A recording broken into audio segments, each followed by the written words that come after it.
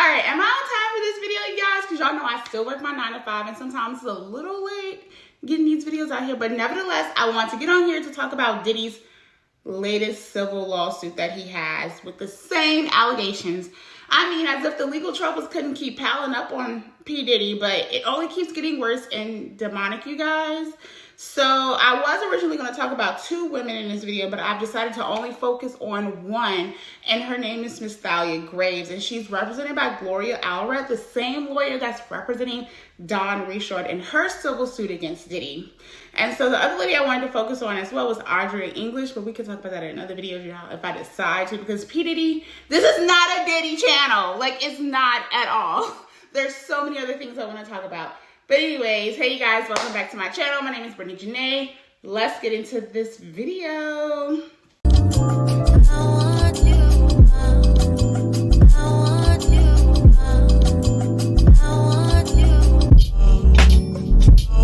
So I will be reading the lawsuit to you guys, but for those who do not wish to hear the graphic details and would prefer an overview or the cliff notes, basically, Miss Thalia Graves claims she was lured to the Bad Boys record studio under false pretenses, drugged after accepting a spiked drink, and lost consciousness. And so she woke up to find herself bound and sexually assaulted by Diddy and his security guard, Joseph Sherman. And so Joseph Sherman allegedly participated alongside Diddy, ignoring basically Miss Thalia cries for help. And then essentially in 2023, she learned that the assault was recorded and it was shared without her consent, including her boyfriend at the time. So we are going to get into this lawsuit. And as y'all know, I'm not fancy by no means. So so I can figure out other ways to do this, show y'all on the screen. I'm gonna just read it to you guys from my iPad, okay? Starting with the introduction. So it says, in or around the summer of 2001, plaintiff's life was violently knocked off course when defendant Sean Combs and Joseph Sherman viciously raped her at the Bad Boys record studio in New York City. Plaintiff was 25 at the time of dating one of Combs' employees, a relationship that Combs exploited to lure plaintiff into meeting him and Sherman alone. Once they successfully sequestered the plaintiff, Combs and Sherman gave plaintiff a drink, likely laced with a drug that eventually caused her briefly to lose consciousness.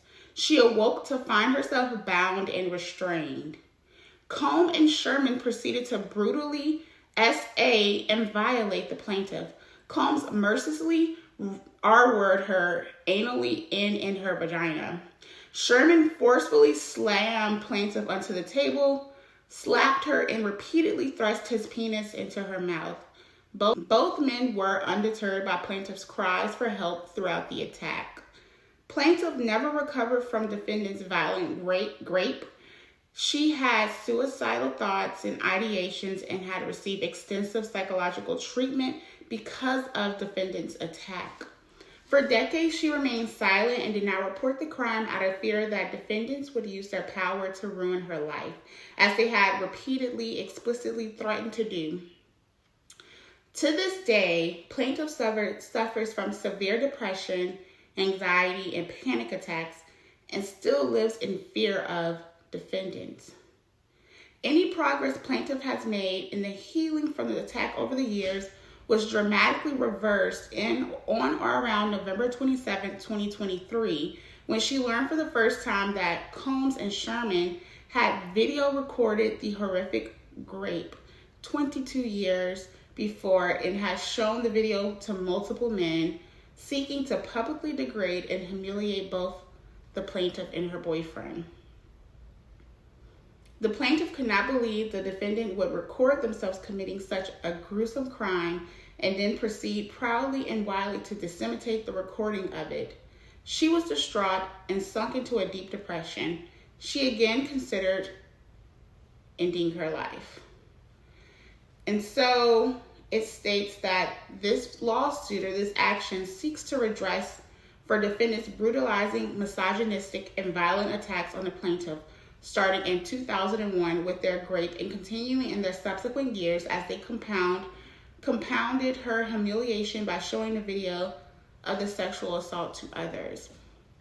And so before I continue, this reminds me, so I was watching Lovely T video where she did discuss this suit, and she brought up a really good point that 50 Cent, and I'm pretty sure y'all all seen it and y'all watch Lovely T, but basically 50 Cent, I believe it was 50 Cent, mentioned that he received a video of Cassie having sex or naked or something like that, an inappropriate video of Cassie, and it was Diddy's girlfriend at the time, and he sent it to Diddy, and Diddy was like basically like okay with it. So it seems like Diddy does have a pattern of recording videos of women, people in inappropriate times and intimate moments and gruesome moments such as this, and send the videos out to people for their own demonic, twisted viewing pleasure.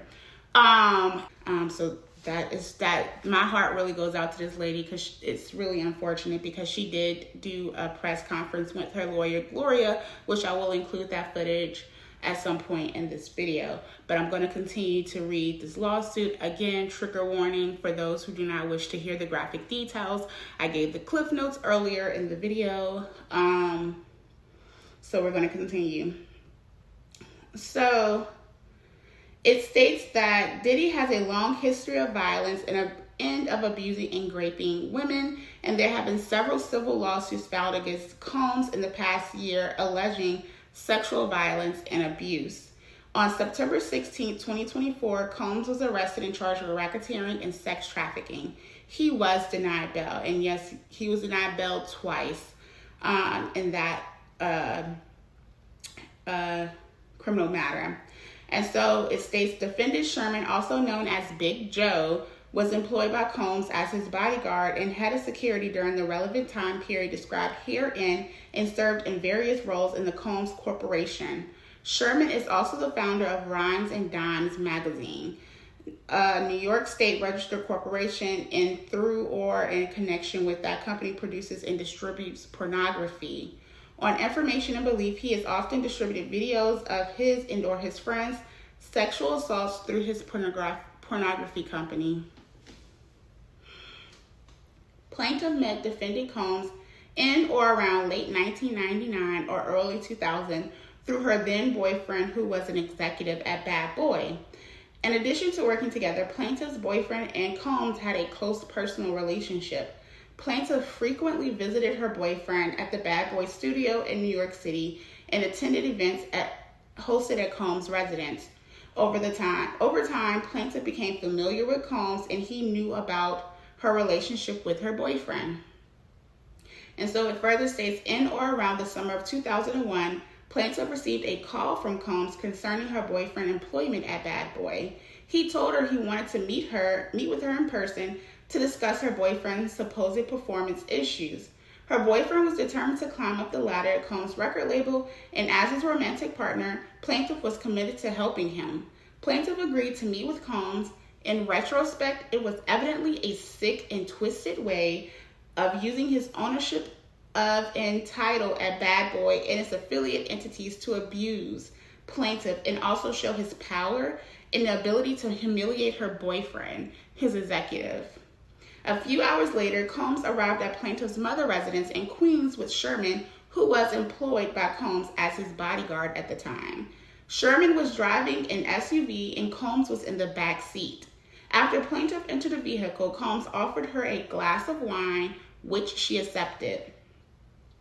Combs began discussing his alleged concerns about her boyfriend's performance at work. Meanwhile, as plaintiff drank what had been handed to her, she started to feel lightheaded, dizzy, and physically weak. In retrospect, it is clear that Combs had caused a drug to be put into plaintiff's drink, as a few sips of wine had never impacted her that way. Combs and Sherman drove plaintiff to the Bad Boy studio in Manhattan. When they arrived and plaintiff tried to get out of the car, she realized that she was feeling odd and found it difficult to walk. She assumed that this was her fault and did her best to act normal, and followed Combs as he led her eventually to a couch in a private room in the Bad Boy studio. She later came to understand this was Combs' personal lounge and office at the Bad Boy studio. Combs sat on the couch next to Plaintiff and continued speaking to her. Plaintiff began feeling even more woozy and sedated. She then lost consciousness. When Plaintiff regained consciousness, she was naked and her hands were tied behind her back with what felt like a plastic grocery bag. Plaintiff shouted for help. In response, Sherman lifted her up from the couch and forcefully slammed her face down on what was apparently a pool table. Shortly thereafter, Combs entered the room naked. Combs reached for a container of lubricant that smelled like menthol and proceeded to apply it to his penis. He then bent Plaintiff over the table, causing her feet to dangle above the floor, forcefully held her down, and anally penetrated her without consent. Plaintiff is 4 feet 11 inches tall and weighed only 103 pounds at the time. Plaintiff was unable to move, totally overpowered physically, in addition to being drugged and bound. Plaintiff screamed out in pain, but Combs continued to violently, anally R-word her. He easily physically overpowered her, smashing her head down on the pool table while she tried to wriggle out from under him. During the brutal attack, Plaintiff vomited in her mouth and on the table. At one point, she involuntarily defecated. Combs was undeterred. He wiped himself off, applied more lubricant, and without any acknowledgement of Plaintiff's distress, proceeded to vaginally penetrate her. Plaintiff experienced intense pain and burning sensations in her vagina and anus. Plaintiff continued to scream for help because of the extreme pain she felt as Combs penetrated her over and over. She then lost consciousness again. The next time she regained consciousness, Plaintiff was on the couch and Sherman was standing in front of her with his bare penis in her face. Sherman slapped Plaintiff in the face and forcefully inserted his penis into her mouth. Sherman slapped her yet again and continued to thrust his penis into Plaintiff's mouth. Plaintiff once again lost consciousness. When she awoke, Plaintiff was on the couch, naked and alone in the room. Plaintiff was in severe pain and distress. Her anus and vagina burned. Her face and wrists were bruised, and her genital area smelled strongly of menthol. She felt a liquid, presumably semen, dripping out from inside of her. Her dress was thrown over her. Her purse was on the couch next to her, and her bra was on the floor nearby. She did not see her underpants. Terrified that Combs and Sherman would return, Plaintiff quickly got dressed and bolted out of the studio where she had been R-worded. Still dizzy and weak, Plaintiff called a livery driver that her family, I might have pronounced that incorrectly, excuse me, but she called a driver that her family regularly hired and knew. The driver picked her up from outside the Bad Boy studio. She was disheveled, crying uncontrollably, and suffering from agonizing pain. The driver drove her to the hospital and tried to convince her to report the rape and get a grape kit, but she was unable to leave the car, shaking and crying hysterically, and terrified of what Combs would do to her and her family if she reported him. Plaintiff sustained serious physical injuries in the aftermath of the R-word. As noted, she had burning in her vagina and anus and bruising on her wrists and face. In the days after the assault, she suffered prolonged and bleeding and hemorrhoids. Because of Combs' power and notoriety, Plaintiff was afraid to report what had happened. She was involved in a contentious divorce and custody battle at the time and feared that reporting the rape would cause her to lose custody of her young child. Plaintiff confided in her boyfriend, Combs' employee, hoping he would comfort and support her. But instead of supporting her, he discouraged her from disclosing the assault, telling her that it could negatively impact his own career. What a fucking asshole. Who is this boyfriend? Like, what an asshole. Following the assault and multiple times over the years, both Combs and Sherman contacted Plaintiff and warned her to be silent. threatening repercussions, including plaintiffs potentially losing custody of her son if she ever disclosed the assault. Because of their enormous power in the industry, including their own ownership of and position at Combs Corporation, plaintiffs knew that they could follow through on their threats. That's why so many people have been afraid of Diddy. And I think it gave them a level of comfort, or not necessarily comfort, but a level of strength when Cassie came out with her story and what happened to her. And now that the feds have gotten involved, I think a lot more people have found the strength to be able to speak up about what happened to them. And also it helps the fact that Diddy is now incarcerated. But that's not to say that he can't make moves behind the scenes or have something set up while he's, locked up. But it's just the fact that now is the time for, people are feeling a lot more, they're feeling, I don't know. Plaintiff told close friends that Combs and Sherman had drugged her and savagely R-worded her, but as noted, was afraid to report the attack to the police out of fear that the defendants will follow through on their threats. And a lot of times these criminals because they have so much money, they have the police in their pocket. So because of the power and the money, it would have probably been very hard, especially at this time in 2001 or whenever this, occurred, for her to go to the police, because a lot of times these people have the police in their back pocket. She was even afraid to stay in New York City while Combs lived there. So with the help of a friend, she fled to Pennsylvania. Plaintiff has in fact relocated multiple times throughout the years in an effort to stay away from Combs. Plaintiff has suffered irreparable harm because of the brutal rape by defendant Combs and Sherman. She suffers from severe depression and post-traumatic stress disorder. She also has suffered suicidal ideations and intrusive thoughts and has attempted to end her life. Plaintiff lives in constant fear.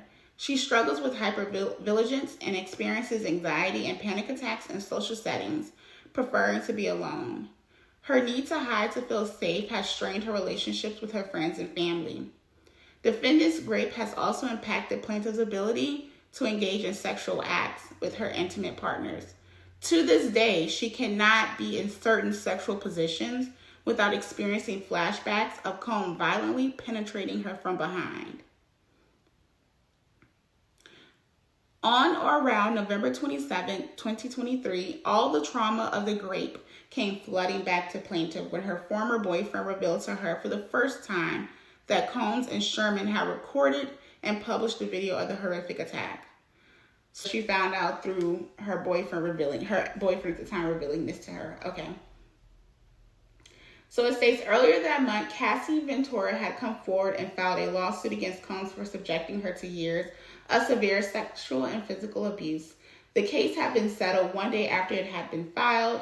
Plaintiff's former boyfriend invoked Ms. Ventura's effort to hold Combs accountable and for the first time confessed that years earlier. But sometime after the actual R-wording itself, Sherman and Combs had showed him and a group of men, some of whom were also employed by Combs' company and or their related entities, the video of the plaintiff being R-worded. He disclosed that Combs and Sherman had a pattern and practice of non-consensually recording women engaging in sexual acts and making those videos available to the public, including by selling tapes as pornography.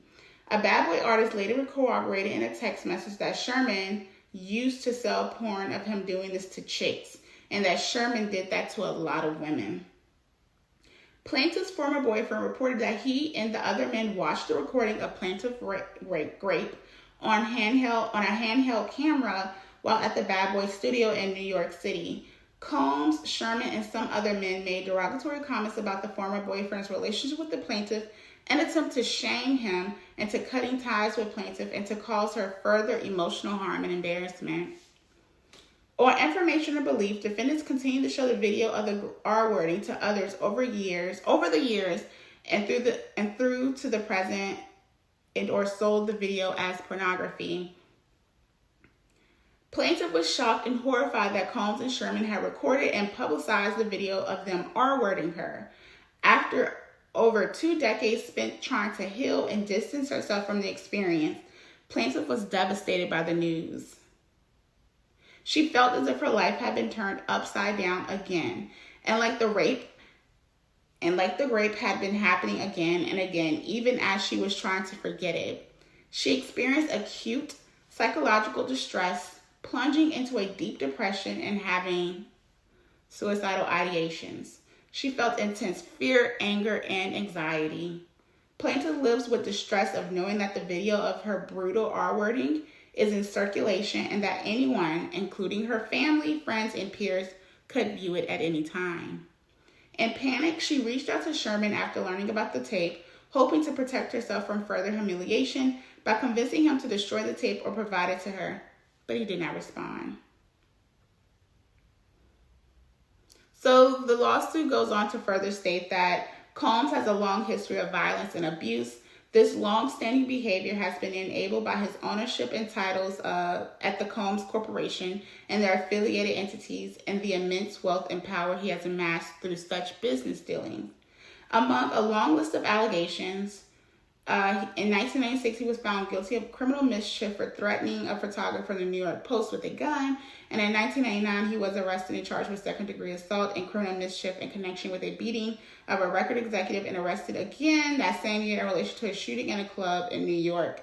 That female victim has consistently stated that Combs shot her in the face at point-blank range. And we all know about that. That's where Shine took the fall, because apparently when Diddy, was released on bail, he made some phone calls and got people to testify against Shine.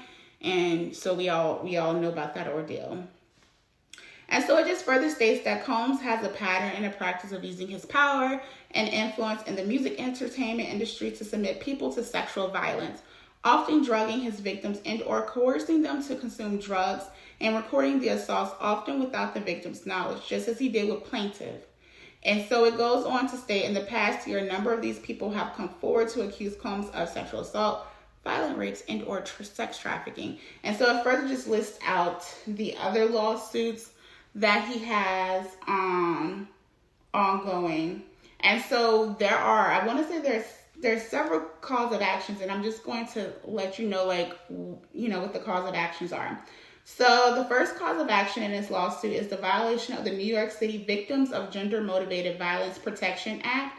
And so that is by viciously and violently forcing sexual contact, oral sex, and anal sex and sexual intercourse on plaintiff. Defendant Combs and Sherman committed a crime of violence motivated by gender under the Victims of Gender-Motivated Violence Protection Act, which is defined in a New York City Administrative Code. I'm not going to get all into that.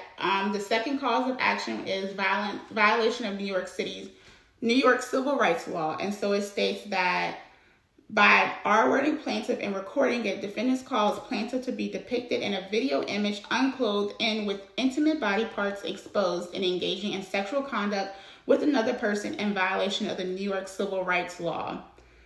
It states that defendants published and or disseminated the video without plaintiff's knowledge or consent. And it says, on information and belief, defendants have continued to disseminate the video, including by selling it as pornography through the present. And so I'm assuming it was sold on the black web, dark web, or a black market. The third cause of action in this lawsuit is violation of the New York City Administrative Code. And it states, by recording and showing others the videos of themselves violently R-wording plaintiff, defendant disclosed an intimate image of plaintiff without her consent in violation of the New York City Administrative Code, subsection 10 through 180.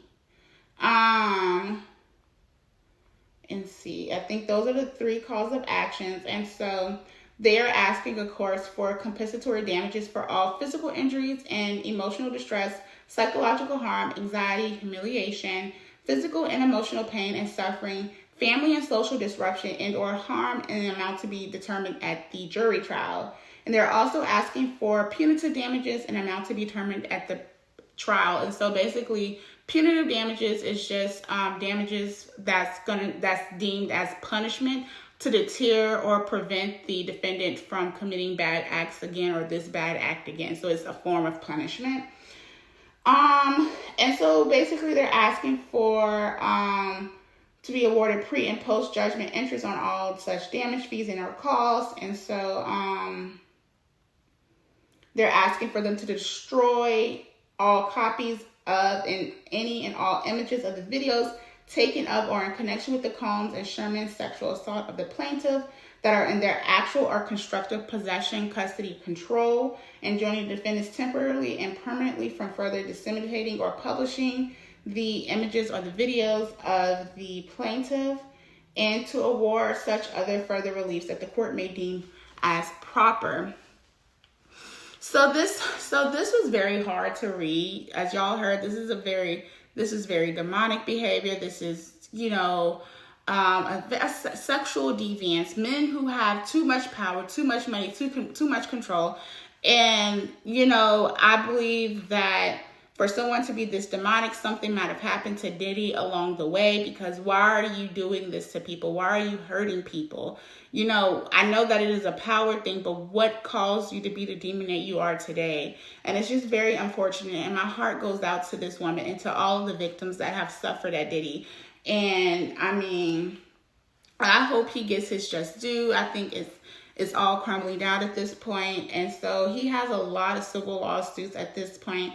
And so what's likely to happen with this civil lawsuit and other civil lawsuits, his lawyers may file a motion to stay the proceedings or basically suspend it temporarily.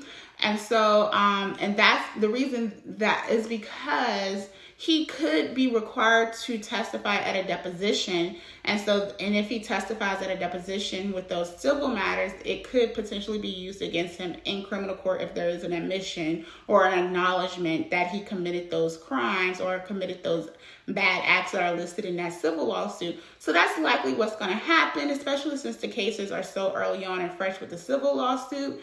It's just unfortunate. And so at this point, I'm going to play or insert the video of Miss Thalia Graves and her attorney speaking at a press conference. And very rarely do we hear from a victim speaking at a press conference. So this just shows the amount of strength that she really does have. And so I will see you guys in the next video. Bye. The complaint alleges in part in the first cause of action that defendant Combs and another defendant committed a, quote, violation of New York City Victims of Gender-Motivated Violence Protection Act by viciously and violently forcing sexual contact, oral sex, and sexual intercourse on the plaintiff, end quote. In addition, the complaint alleges in the second cause of action that defendant Combs and another defendant committed a violation of New York civil rights law, quote, section 52-B, end quote, by, quote, raping plaintiff and recording it. Defendants caused plaintiff to be depicted in a video image, unclothed and with intimate body parts exposed, and engaged in sexual conduct with another person, end quote. The lawsuit also alleges that, quote, defendant Combs and another defendant published and or disseminated the videos without plaintiff's knowledge or consent. On information and belief, defendants have continued to disseminate the video, including by selling it as pornography through the present, end quote. In our complaint, we ask that, quote, defendants should be ordered to account for and destroy all copies of the video that are in their actual or constructive possession, custody, or control, end quote. And that, quote, defendants should be temporarily and permanently enjoined from further disseminating or publishing any intimate videos of plaintiff, end quote. We also allege in the third cause of action that Combs and another defendant committed a violation of New York City Administrative Code, section 10-180, quote, recording and showing others the video of themselves violently raping the plaintiff, and the defendants disclosed an intimate image of plaintiff without her consent, end quote. As a result of these and other allegations in our complaint, we request that judgment be entered against defendants as follows. Awarding compensatory damages for all physical injuries, emotional distress, psychological harm, anxiety, humiliation, physical and emotional pain and suffering, family and social disruption, and other harm in an amount to be determined at trial. Awarding punitive damages in an amount to be determined at trial.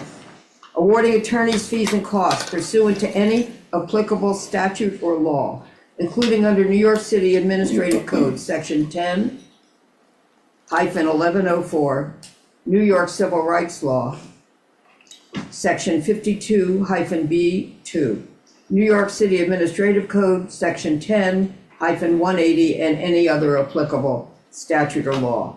We're also seeking additional relief that the court may deem just and proper. As a result of what is alleged in the lawsuit, Thalia alleges that she has suffered and continues to suffer, among other damages, emotional harm, including mental anguish, emotional distress, humiliation, and physical damage.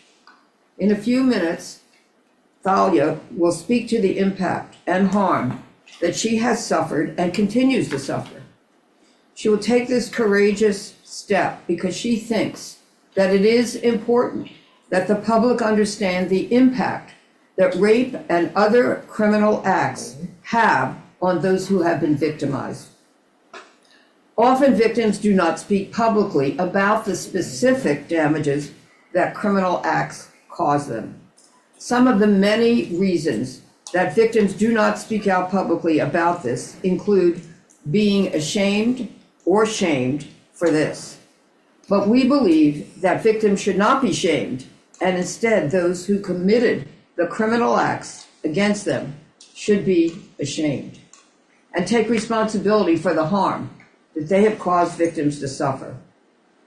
We are very proud of Thalia for speaking out today in order to help victims of rape and other acts of sexual violence against them. In addition, we thank our co-counsel, Marianne Wang, Heather Gregoria, and Jasly Liriano for their exceptional legal work on this complaint. Our goal for Thalia is very simple. We want justice for her, and we are looking forward to winning it. It is long overdue for those who have caused her to suffer to be held accountable.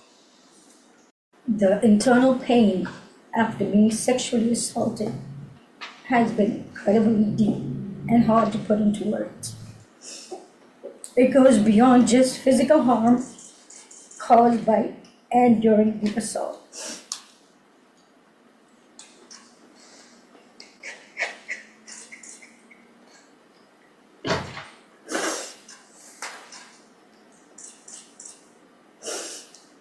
It's a pain that reaches into your very core of who you are and leaving emotional scars that may never fully heal. Some of the hardest parts of this pain are the shame and the guilt I have experienced that plays a negative part in my day-to-day ability to function properly. Being blamed, questioned, and threatened has often made me feel worthless, isolated, and sometimes responsible for what happened to me.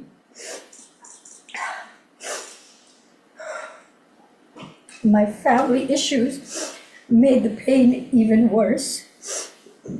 I was already going through a divorce at the time of the assault and did not get the support that I needed.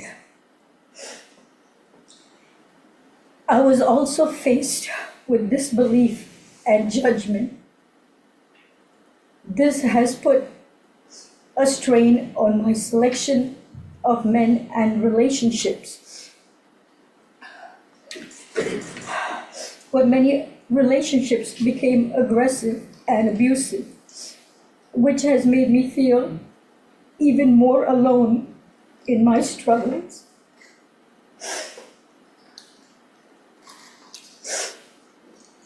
I go through spells of being distant and withdrawn that it's sometimes so hard to leave my house. The trauma of the assault has taken a toll on my mental health. I've had PTSD, depression, and anxiety. I'm emotionally scarred. It has been hard for me to trust others, to form healthy relationships, or even feel safe in my own skin. Flashbacks, nightmares, and intrusive thoughts make me feel like it's a constant struggle.